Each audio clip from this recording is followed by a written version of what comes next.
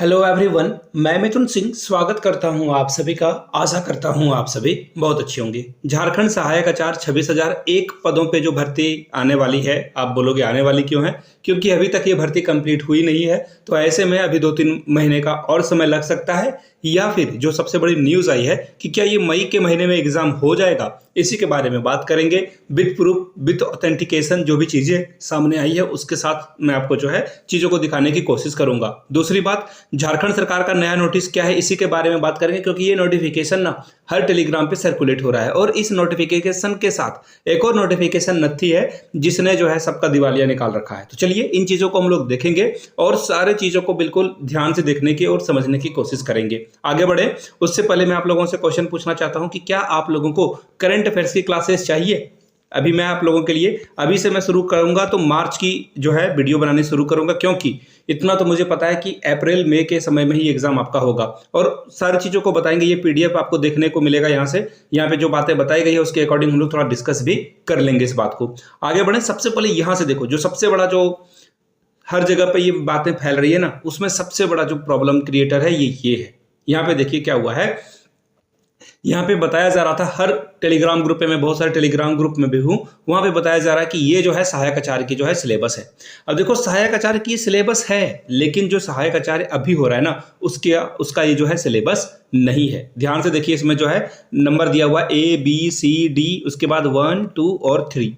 तो ध्यान से देखिए, ये तो पेपर 1 के लिए सिलेबस इन्होंने दे रखा है, पेपर 2 और पेपर 3, और इसके अलावा ये जो है पेपर 4 है। लेकिन जानते हो दिक्कत वाली बात क्या है? यहाँ पे पेपर 3 का जो सिलेबस है, यहाँ से आप अगर ध्यान से देखोगे तो देखिए इसमें एक दिक्कत है।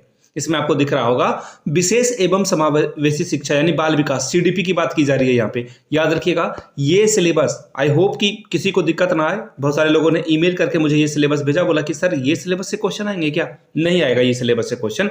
ये सिर्फ और सिर्फ स्पेशल टीचर के लिए। अगर आप देखो, थोड़ा सा दिमाग लगाओगे ना, सारी चीजें आपके आंख के सामने ही होती है, आप केवल ध्यान नहीं देते हो।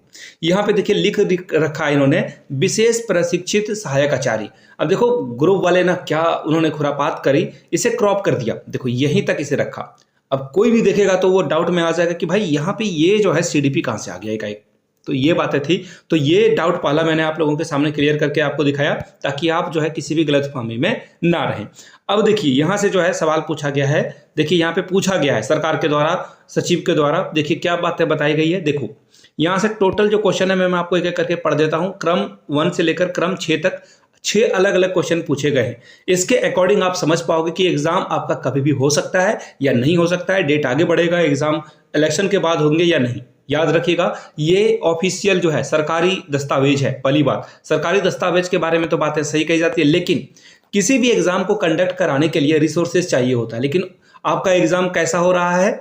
ऑनलाइन एग्जाम आपका हो रहा है, तो ऐसे में रिसोर्सेज की जरूरत कम पड़ती है, यानी कि एग्जाम जो है आपका बहुत दिनों तक चलेगा। मैथ, फिजिक्स, केमिस्ट्री, अलग अलग सब्जेक्ट वाले का अलग अलग चलेगा, साइंस ग्रुप का अलग चलेगा, SST ग्रुप का अलग चलेगा, लैंग्वेज ग्रुप का अलग अलग एग्जाम चलेगा, और ऑनलाइन वाले एग्जाम में ज़्यादा पुलिस वालों की भी जरूरत नहीं होती है। तो गलतफहमी में मत रहना कि इलेक्शन में जो है वर्कलोड या फिर पुलिस फोर्स की जरूरत होगी तो एग्जाम आपका आगे बढ़ जाएगा, इस गलतफहमी में मत रहिएगा। मैंने आपको यहाँ से अपने वे से चीज़ों को समझाने की कोशिश करी है। अब एक एक करके चीज़ों को देखिए।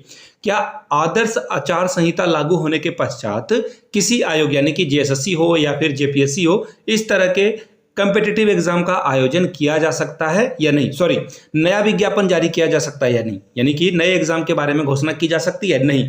अब आप बताओ, आपका सहायक आचार्य का विज्ञापन अभी जारी तो नहीं किया गया है, भले फॉर्म आप लोगों के लिए रीओपन किया गया है। ये नोटिफिकेशन तो बहुत पहले से आई है। जेटेट जो हमारे भूतपूर्व भाई बहन हैं, जेटेट 16 वाले के लिए ही ये फॉर्म पहले ओपन किया गया था, बाद में ओल्ड सीटेट वाले यहाँ पे ऐड हुए, उसके बाद अभी जो है नए सीटेट को फिर से ऐड करने के लिए मौका दिया गया है। तो ऐसे में देखिए ये फॉर्म जो है ये प्रक्रिया से गुजर रहा है, ये विज्ञापन पहले जारी हो चुका है, तो पहला वाला तो प्रॉब्लम आपका है नहीं। दूसरा पढ़िए, यदि नियुक्ति संबंधी विज्ञापन पूर्व में प्रकाशित है, क्या आचार संहिता लागू होने के पश्चात परीक्षा हेतु आवेदन प्राप्त किया जा सकता है अथवा नहीं? तो बोला गया है हाँ, प्राप्त किया जा सकता है। क्यों? क्योंकि आपका जो है आवेदन वगैरह मांगा जा रहा है, अभी विज्ञापन पहले छप गया है, आवेदन मांगा जा रहा है, तो ये हो सकता है। देखिए दोनों पॉइंट आपके फेवर में आ गए, यानी कि एग्जाम होने के फेवर में आ गए हैं। तीसरा पॉइंट, यदि नियुक्ति संबंधी विज्ञापन पूर्व में प्रकाशित है और आवेदन प्राप्त है, तो क्या आचार संहिता, आदर्श आचार संहिता लगने के बाद एग्जाम के लिए जो है प्रवेश पत्र यानी कि एडमिट कार्ड जारी किया जा सकता है और एग्जाम आयोजित किया जा सकता है या नहीं। बोल दिया गया है हाँ भाई एग्जाम हो सकता है। आगे देखिए चौथा पॉइंट, यदि आयोग के द्वारा पूर्व में परीक्षा आयोजित की जा चुकी है तो क्या आचार संहिता लागू होने के पश्चात सामान्य मेधा सूची के आधार पर अल्प सूचीबद्ध अभ्यर्थियों के प्रमाण पत्रों की जांच वगैरह की जा सकती है या नहीं। डॉक्यूमेंट वेरिफिकेशन की बात कर रहे हैं, सिलेक्शन प्रोसेस की बात कर रहे हैं, तो नहीं, सिलेक्शन प्रोसेस नहीं हो सकता बट एग्जाम कंडक्ट कराया जा सकता है। तो खैर ये प्रोसेस से अभी आपका लेना देना नहीं है, एग्जाम होगा, रिजल्ट आएगा, इसके बाद ये प्रक्रिया शुरू होगी, तो ये आपके लिए कोई बहुत बड़ा ऑब्स्टिकल यानी कि बाधा के तौर पर आप इसे देखोगे नहीं। पांचवा पॉइंट, यदि आयोग के द्वारा सामान्य मेधा सूची के आधार पर अल्प सूचीबद्ध अभ्यर्थियों के प्रमाण पत्रों की जांच कार्यक्रम आयोजित किया जा चुका है तो क्या आदर्श आचार संहिता लागू होने के पश्चात परीक्षा फल जारी किया जा सकता है या नहीं। तो बोला गया है नहीं, नौकरी दे दोगे तो लोगों को दिक्कत, जो सरकार पावर में है उससे जो है फायदा मिलेगा। खैर इससे आपको कोई लेना देना है ही नहीं, आपका एग्जाम हुआ ही नहीं है, डॉक्यूमेंट वेरिफिकेशन नहीं हुआ है, रिजल्ट नहीं आया है, मेरिट नहीं बना, तो इससे आपका कोई दिक्कत नहीं है। जून के बाद आ जाएगा ये सब मेरिट, डॉक्यूमेंट वेरिफिकेशन, दिक्कत क्या है। आगे देखिए, यदि आयोग के द्वारा किसी विज्ञापन के आलोक में परीक्षाफल प्रकाशित किया जा चुका है तो क्या आदर्श आचार संहिता लागू होने के पश्चात अधियाची विभाग को नियुक्ति हेतु अधिसूचना पत्र भेजी जा सकती है या नहीं। तो नहीं, बस यहां से एक बात बिल्कुल क्रिस्टल क्लियर आपको समझ लेनी है कि आपका एग्जाम, देखिए एक्चुअली अभी जो फॉर्म आप भर रहे हो ये 11-12 तक आपका सारा काम निपट जाएगा, अप्रैल तक। तो आयोग अगर चाहे तो मई के महीने में एग्जाम बिल्कुल कंडक्ट करा सकती है। ज़्यादा इसे पीपल की जो रिसोर्सेस है ना, मैन पावर की जरूरत नहीं पड़ेगी। क्यों?